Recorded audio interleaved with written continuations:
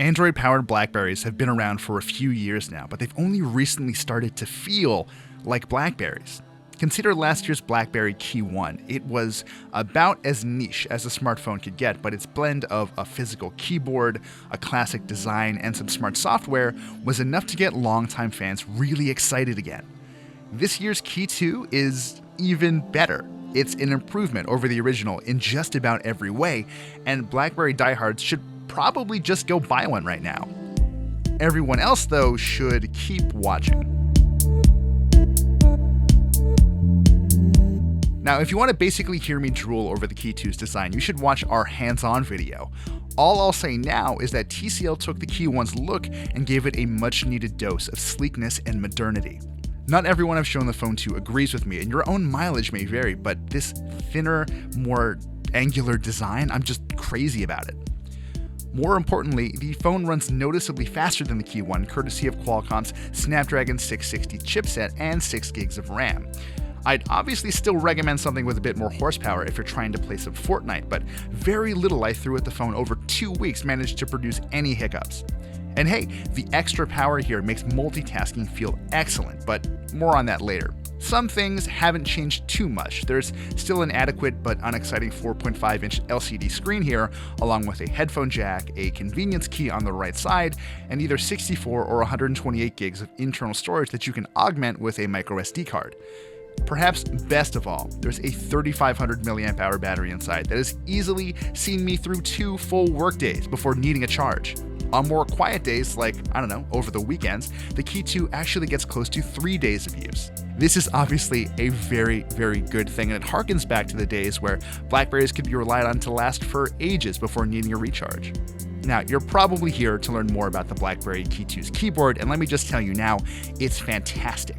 The keys are bigger than the KEY1's, and the flatter keycaps make typing a breeze. That is, once you find the best way to balance the phone in your hands. We usually try to write our full BlackBerry reviews on the BlackBerries themselves, and we usually fall short. I'm not going to lie and tell you I wrote everything on a KEY2, but I wrote a lot of it, and I don't think it was time wasted. It was a pleasure. I just needed to be able to write a little bit faster. There's a new speed key here too, which lets you access all of your meticulously created keyboard shortcuts while you're still inside other apps. Try doing that on a KEY1. This is the first new button BlackBerry has added to the keyboard in years, and it makes multitasking on the KEY2 feel spectacular. If you really wanted to, you could assign 2 shortcuts to each of the KEY2's letter buttons.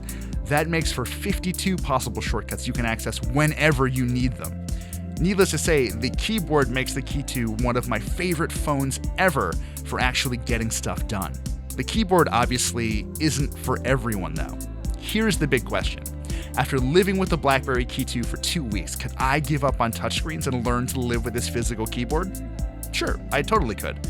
After half a month of trying, however, I'm still just not as fast on these keys as I am swiping out messages on a big glass touchscreen. That's obviously not a knock on TCL or BlackBerries in general. This keyboard is amazing. It's just, for everyone considering the change, you should really keep that relearning curve in mind. Now, as usual, TCL gussied up Android 8.1 Oreo with some really helpful security tools. Consider DTech, the app that gives you an at-a-glance understanding of how secure your phone is. It now generates notifications to let you know when apps try to access sensors on your device, like the phone's camera or the microphone or even your location. Needless to say, I discovered a few apps pinging these sensors a little more than I was comfortable with. And then there's Blackberry Locker, which is meant to house all of your sensitive files. On the KEY2, you can finally stick apps in there too, and even better, you can prevent those apps from appearing in the launcher altogether, just in case you're working with some software you really don't want other people to know about. And then there's the dual camera. It's the first such camera ever squeezed into a BlackBerry, and while it does occasionally come in handy, I can't help but think a very good single camera might have been the better choice here. Let's back up for a second though. The KEY2 uses a pair of 12 megapixel sensors, one with an f1.8 aperture and another with an f2.6 aperture that's meant to be used as a zoom.